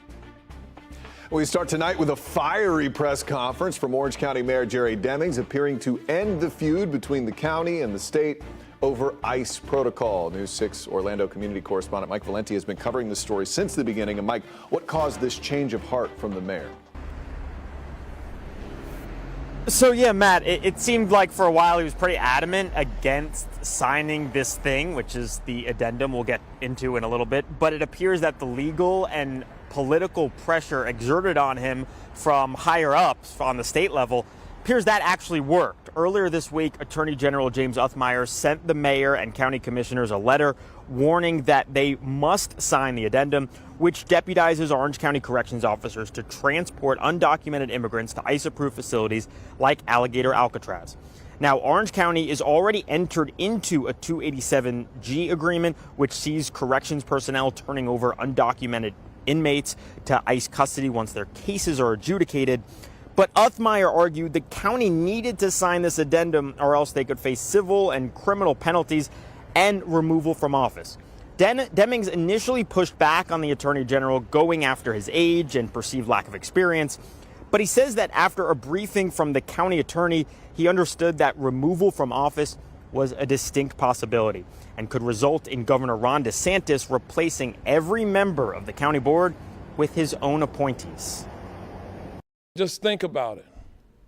If the 6 commissioners and I were all simultaneously removed from office, what dysfunctionality that would mean for our community and our local government. I do think that the mayor was in a very difficult position. I give him grace in his decision making. I know how I will vote on Tuesday, but right now people's families will be in jeopardy, people's reputations will be in jeopardy, their career will be in jeopardy, and you know, there's a lot that's on the line. I can tell you that I signed under protest and extreme duress in signing it. But I think that it was the right thing at the right time. You heard Commissioner Kelly Martinez Semrad there in between the mayor rather, talking about an upcoming vote Tuesday. The vote is over whether to ratify the addendum that's been signed. This process is not complete yet. Just because the mayor signed it doesn't mean that the addendum has been agreed to. The commission still has to approve that addendum. Semrad says that she will not be voting for that addendum, or to ratify it rather. She says she's going to be voting her conscience. Now, as for Governor Ron DeSantis, he held a press conference this morning in Orlando touting his immigration policy. He was asked about a development that just happened 20 minutes prior, which was Deming signing the addendum. DeSantis says he was glad it all worked out. We're live in Orange County. I'm your Orlando community correspondent, Mike Valenti, News 6. All right, Mike, thank you. We'll hear from you more tonight at 11 o'clock. I know that. Well, Orange County also received a letter from the state Doge Department, and now so has the city of Orlando. The letter says Orlando has kept its millage rates consistent in recent years, but rising property values have pushed property tax collections up by more than $120 million since 2020, which is a 55% increase. The Doge notice is asking for everything having to do with contracting, employee pay, including overtime, property management, diversity, equity, and inclusion training, and more. In a statement to News 6, Mayor Buddy Dyer said, quote, "Not only do we plan to cooperate, we also intend to share how the city of Orlando operates efficiently and in a financially responsible manner." We're keeping an eye on all the developments with this story. Seems like something new happens every day. And what other audits could come to other local governments? You can read all of our work on clickorlando.com. We are tracking some thunderstorms tonight. Most of these skies are in Polk County, right on the Polk-Osceola County line. A beefy thunderstorm just to the south and east of the Orlando International Airport. Then I've been watching these cells for you guys in Brevard County, especially the southern half. Mitco, Grant Valcario have had some lightning strikes around Palm Bay. This we have with the heaviest rain right now, just sliding into the west side of Palm Bay, into Melbourne. We're going to continue to track these storms for the rest of the evening, although most of these going to fade out, Matt. All right, Jonathan, thank you. We have a little more insight into why sheriff's deputies say a 22-year-old drove from Texas to West Melbourne to kill his own grandparents. See, last Friday, this guy over here, Jeremiah Campbell, broke down when a judge read him his charges, including 2 counts of murder. Your Brevard County community correspondent James Sparvero tells us what he's learning now from some new documents. Thank you, Deborah. Just like we saw him crying in court a week ago, this new affidavit from the Brevard Sheriff's Office says Jeremiah Campbell was sobbing uncontrollably and shouting a stream of incoherent words when he was arrested, too. It reads, after Mr. Campbell was detained, he made a spontaneous utterance saying that God told him to send his grandparents to him, and now Satan sees I am a valuable man of the kingdom. He wanted his grandfather dead. Last week, Terry French, whose granddaughter was shot too and survived, told me he lived across Washington Street from George and Mary White, who were in their 80s, for more than 30 years. The sheriff's office says George White ran to Terry's house after Campbell killed his grandmother first. Best neighbor you ever know. Do anything for you. I hope we get close to an answer. That's the real question I want to know. Also available for public record now, there's a list of things that sheriff's deputies took from Jeremiah Campbell's grandparents' house. Included in that list, and it doesn't specify to whom these things belong to, but there's guns, prescription medications, and I also noticed a wig and a handwritten note that they seized. I've asked the state attorney's office about what's written on that note. As soon as they share any more in the investigation, we'll update this story again on News 6 and clickorlando.com. In Brevard County, I'm your community correspondent, James Sparvero, News 6. An update tonight at 6 now. Investigators say they've arrested the mom accused of abandoning her newborn baby in a driveway. Orlando police say they've arrested this woman, 19-year-old Angelica Batista. Police said detectives were able to identify the baby's parents during an investigation. They had no evidence the baby's father knew what happened. When we asked the Orange County Jail for a report, they said the mom was brought in on a warrant. They also mentioned because of federal law, they can't release information related to ICE inmates. This is all tied back to a 1-week-old baby in a car seat at a home on Lido Street in Orlando Monday morning. It's off Cimarron Boulevard near Curry Ford Road. That same day, Orlando hit 98 degrees. There was a heat advisory for all of Central Florida. The baby was taken to the hospital and is healthy tonight. There's no doubt that the sheriff's office in any county, has much broader resources than a small city. Money is a big concern in Lake Helen, where city leaders are debating axing their own police force to try to save some money. The solution, having the Volusia Sheriff's Office take over. The decision could be left to neighbors. News 6's Volusia County community correspondent Molly Reed explains why the city is looking to make a major change to its law enforcement. An official decision has not been made just yet, but Lake Helen city leaders have essentially just 1 month to make a decision, either keep their current police department or contract with the Volusia Sheriff's Office. There's no doubt that the sheriff's office in any county, has much broader resources than a small city. Contracting with the Volusia Sheriff's Office would save the small city of Lake Helen some money. I'm not going to fool you. There's about $370,000, $75,000 maybe in the first year if you compare apples to apples with the new budget for the Lake Helen Police Department and the sheriff's budget. City Administrator Jim Gleason says the City Commission just held a workshop to start these discussions. The Commission's got the legal authority to make a vote. Maybe get a feel from the community. This is such a big issue in the sense of what it might do emotionally. Maybe put it out in November for referendum. That's where the 1-month countdown technically starts. If they want to have this on the ballot in November for residents to decide, they have to have that submitted by September. And right now, the City Commission only has one meeting until then scheduled for August 21st, where they will likely have to make that decision. Because it is a big decision to make for the commission without having a good city support. If they choose to make the change, Lake Helen would join Deltona, DeBary, Pearson, and Oak Hill in cities currently relying on the sheriff's office for law enforcement instead of having their own police department. The mayor says there are pros and cons to weigh, including leaving the department's current staff to find new jobs. Our guys know every nook and cranny of the city, and everybody that would be somebody that we have to investigate. I reached out to Sheriff Chitwood today to see if he'd want to comment on this. He said he'd rather wait until the city makes its decision on how to move forward. I'm your Volusia County Community Correspondent Molly Reed, News 6. 5, 4, 3, 2, 1. Ignition. Ignition's full power and liftoff. Go. After a last-minute scrub yesterday, NASA's SpaceX Crew 11 was launched into space earlier today, just before noon at the Kennedy Space Center in Brevard County.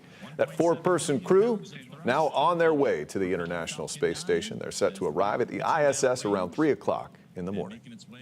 What's going on? Not much. Any reason you're doing 105 miles an hour? Another day, another super speeder arrest in Central Florida, and this guy was driving so fast he couldn't believe it. Coming up, a look at what led to this arrest and the driver's defense. Plus, a huge change for some parents in Osceola County this school year as special needs students prepared to integrate into normal classrooms. Why leaders there say this will benefit all the kids.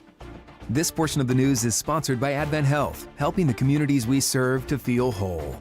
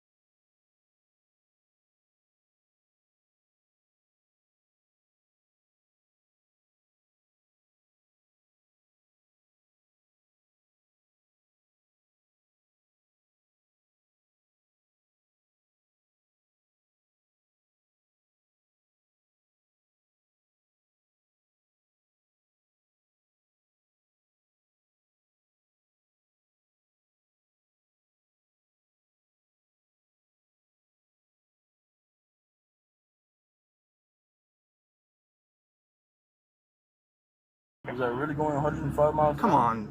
Are you that dumb? I mean, I wasn't looking, I'm going to be honest with you. That's the latest super speeder arrested in Volusia County, seemingly not paying attention when he was going 105 in a 45 in Volusia County. The sheriff's office posted this video of Anthony Handum getting arrested in DeLeon Springs. His defense was that he just wasn't looking at his speedometer and didn't know how fast he was going. He also didn't know he could go to jail for driving that fast. There's a what law? Super speeder law. Super speeder law. Yep. If you're 100 miles an hour over on any road or 50 mile an hour over the speed limit, you go straight to jail. And we take your car. Pop 21 Central, signal 16 clear. I'm a third. You know it? No. Got my first time hearing about it. The officer explained it pretty well there. Super speeder law went into effect at the beginning of the month, and so far, at least 26 people have been arrested for it. Most Central Florida students go back to school in just under 2 weeks. In Osceola County, some parents have some real concerns going into the school year. The county is now moving many special needs students into general classrooms. Some parents say it might not be the best move, but as Osceola County community correspondent Laverne McGee shows us, the county is hopeful this will be good for all students.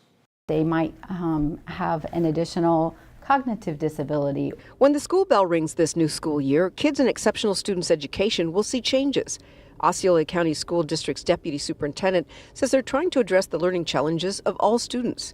That's why they're now putting many of their ESE students in general classrooms. They used to be in separate classes. Dr. Renee Clayton says this will be a good learning experience for all students. They will have exposure and opportunities to work together and understand each other better and be more accepting of one another.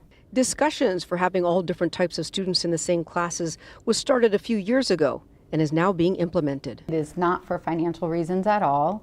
It is decided because we have challenges with making sure that we have enough people that are fully certified, providing the highest quality services and having the greatest outcomes for our students. There are about 13,000 ESE students who will be affected. However, there will be a few schools set up for those with the most severe challenges. Your Osceola County community correspondent Laverne McGee, News 6. News 6 is helping teachers start the year strong. We've created a county-by-county gift list with the supplies they need the most. Scan the QR code on your screen. You can also find the links at clickorlando.com/back-to-school. Great way to support our educators together, and your money goes a long way. Be sure to watch our Back to School with News 6 special. We want to make sure you and your family are ready for that big first day. We have everything you need to know coming up Wednesday at 3 p.m. You can watch it live on News 6 or stream it on clickorlando.com and the News 6 Plus Smart TV app. Meteorologist Jonathan Kegas is joining us now as we look at this weekend.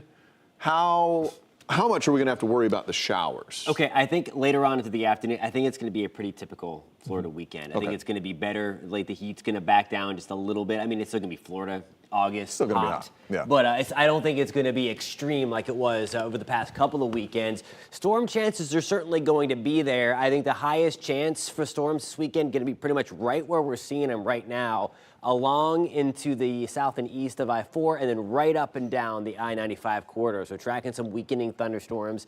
As these guys slide to the east, Polk County is getting lit up right now. A ton of thunderstorms, mainly on the Polk side of the Polk-Osceola split there, and certainly southwest at the Turnpike right now. I've been watching this cell hanging around Palm Bay, Melbourne, and the Atlantic over the last couple of hours, finally materializing as it works its way just to the north. So pretty much right up parallel with I-95 here. That's going to pass likely to the west of Satellite Beach. But if you're on Satellite Beach, just keep a close eye that we could have lightning strikes striking very close, if not on the beach, over the next 30 to 45 minutes. Scattered thunderstorms again continue. They'll try to push back towards I-4 tonight.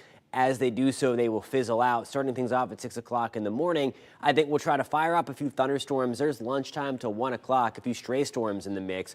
The highest concentration of those storms is going to be along into the east of I-4 and then right up and down I-95. Note the time there. That's going to be 7 o'clock tomorrow evening. I think Sunday morning we'll have the opportunity for a few thunderstorms to sneak in here early due to the fact we have a cold front stalling out to our north. 90 degrees in Leesburg, 90 right now in Claremont. We're at 89 in DeLand, Palm Coast. We are still toasty at 92 Ocala, we're at 91 with a heat index of 102 degrees. Hour by hour forecast. Few storms tonight, especially along in southeast of I-4. Rain chances dip to 20% by 9. Still warm and muggy, of course. By 1 o'clock, we're at 80 degrees still. Warm and muggy start again tomorrow morning as well. For that, here's a look at your forecast. Sponsored by Strata Air Conditioning and Heating. AC emergency, you ought to call Strata. We're back to the upper 70s to around 80 degrees to start again. Toasty on your Saturday morning. 78 in Kissimmee, we're at 76, and Lakeland 75 degrees in Palm Bay. Tomorrow afternoon, we're back to the mid-90s. Rain chances tomorrow at 50% at the beach. Pretty nice, 93, 94 degrees tomorrow. Water temperatures back to the mid-80s. Of course, load up on the sunscreen. It's August. The breeze is going to be out of the southwest initially. In the evening, it's going to switch back off the Atlantic. But with that southwesterly wind to start, that's going to keep the rip current risk on the lower side. Of course, always pay attention to the flags that are flying at the lifeguard stand as well. No new development expected over the next 7 days. Couple of waves out there. There's a lot of dry, dusty air. Still very stable in the Atlantic. Not anticipating anything over the next 7 days or beyond here as we continue to watch these waves get a little more action as we roll, of course, through August. Peak of hurricane season on the way as we get towards the second week of August. 95 degrees on Sunday, 60% chance for rain, 70% chance for rain on Monday. Again, there's a lot of bark here. It's going to be a little worse than its bite due to the fact that we're going to get most of these in the afternoon. I think this is a pretty typical Florida 7-day forecast as we roll right on through the first 7 days of August, guys. All right, typical. That Yeah, sounds right. we like All right. typical. Yeah, we do. Sports director Jamie Say is here. Jamie, UCF football needs a quarterback. Yeah, it does. This is the big decision that Scott Frost is going to make this month. Who's going to be the starting quarterback? The Knights coach gave an update on his quarterback battle today. His thoughts are on the way. And we check in with Lake Brantley football. It's a new era in Altamont. New coach, new quarterback. That story next, plus an update from Lake Mary Little League.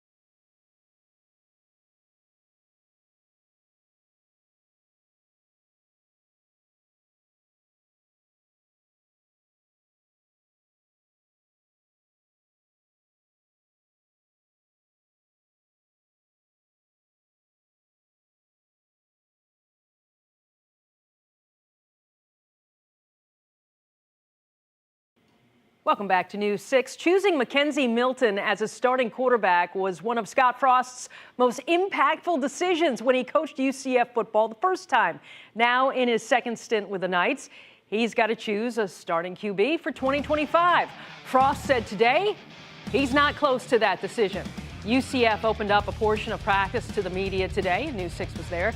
The quarterback competition is between transfers Taven Jackson and Cam Fancher, plus second-year Knight Ja'Curry Brown. They're 4 days into camp. We heard from Frost today, along with a special guest, his daughter Capri. No, we're not close to a decision yet, I don't think. It's funny, a different guy is kind of probably graded the best every day. All three of them are playing well. I'd like to see more consistency. Everyone knows their plays, right? So now it's just time for the details. Like, everyone knows what to do. Everyone knows the fundamentals of the offense, and that's great because we like to go fast, right? They do like to go fast. I think we can all agree we need more Capri Frost on the Sportscast. All right, high school football teams have been working in this heat all week. Practice started Monday, critical time for teams with new leadership to set direction. Ryan Welch checked in with Lake Brantley today. Better shuffle, Jam. Garrett Kruzek is a proven winner. Run! Let's... A two-time state champion as coach at the Masters Academy. He called an audible in December and is now the man in charge at Lake Brantley. It was a decision that was thought about, researched, and calculated. This place here is something special. As a program, the Patriots need a fresh start. Go! They lost 16 of their 20 games the past 2 seasons. 50. Enter Kruzek, a Lake Howell grad and former college quarterback who spent time at UCF. It's really no off-season. We crush it. So it's the term off-season is used lightly. I want teams to look and be like, dang, that's a really well-coached team. That's all I want. And I think that's a win for us. Little detail. He is known as an offensive guru, and his dad, former UCF head coach Mike Kruzek, is Garrett's co-offensive coordinator. Their quarterback, Jackson Stecker, brings his own championship pedigree from the Masters Academy, and he's just a sophomore. We have a balanced running game, balanced pass game, and, we're just putting up points every single drive. Lake Brantley kicks off the regular season Friday, August 22nd at Lyman. In Altamont Springs, Ryan Welch, News 6. Can't wait for high school football, but let's savor some Lake Mary Little League. They're on the field right now in the Southeast Regionals against the team from West Virginia. Lake Mary scored 3 runs in the first inning. Nice. They've got a 3-0 lead. This is their second game in Southeast Regionals. They win tonight. They win 2 more. They're in. Boom, World Series. I like it. Yep. Join us for our next newscast at 11 p.m. We break news at clickorlando.com. We'll see you at 11.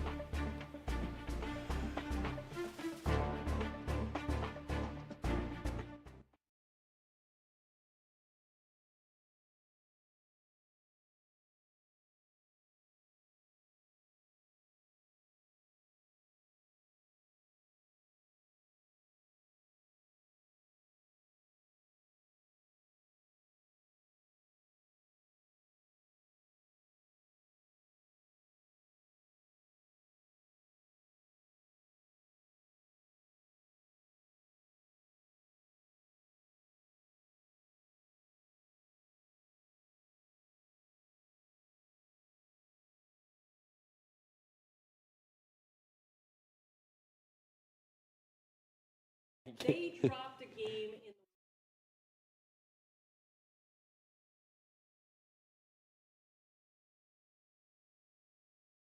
in As soon as they win, I'm firing up that Panama Sportsbook. You better believe it. This is hot now. If this would be going over. Let me change the 7-day. If that YouTube stream wasn't killed, I only use legal if you're listening. All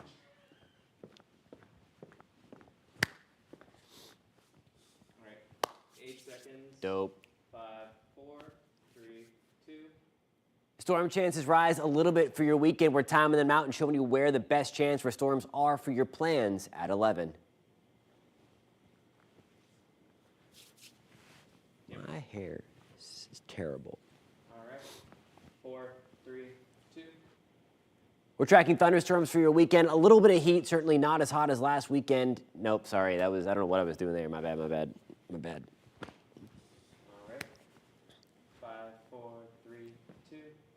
We're dodging thunderstorms this weekend. We'll have your forecast and timeline of those storms tonight.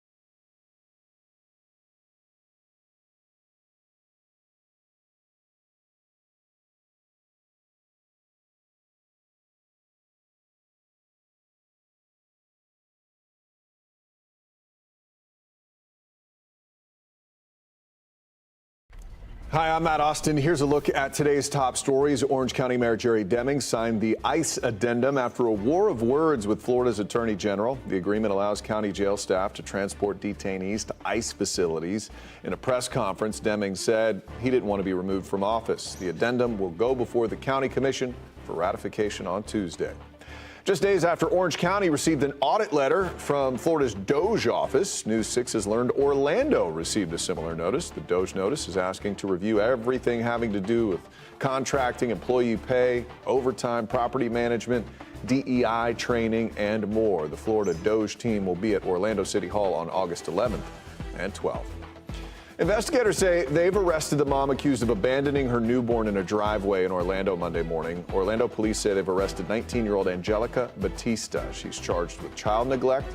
When we asked the Orange County Jail for a report, they said the mom was brought in on a warrant. They also mentioned because of federal law, they can't release information related to ICE inmates. That's it for now. We'll have a look at your forecasts in the next 15 minutes.